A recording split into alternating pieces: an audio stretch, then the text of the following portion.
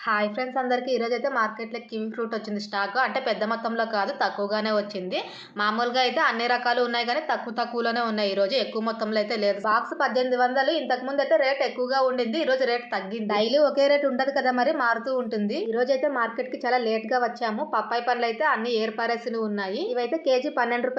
13కే ఇస్తారు. కాకపోతే గట్టి మాలు కాదు. సాయంత్రానికల్లా ఇంకా పండయిపోయి మెత్తగా అయిపోతాయి. అరటి పండ్లు కూడా పెద్ద మొత్తంలో అయితే లేవు. తక్కువగానే ఉన్నాయి. మనం లేట్‌గా రావడం వల్ల ముందే అయిపోయినాయి ఏమో తెలీదు. ఈ రోజైతే తక్కువగానే ఉంది. ఇలా ఉన్నప్పుడు 50% మంది అయితే వేరే ఊరు నుంచి తెప్పించుకుంటారు. ఒక ముగ్గురు నలుగురు మాట్లాడుకొని రేట్ తక్కువ పడుతుంది తోట నుంచి తెప్పిస్తే. చూడండి మొత్తం గోడౌన్ అంతా కూడా ఖాళీగానే ఉంది. అంటే అస్సలు మార్కెట్ లో సరుకు లేదనడానికి కాదు, రోజు ఉండేదానికన్నా తక్కువగా ఉందన్నమాట.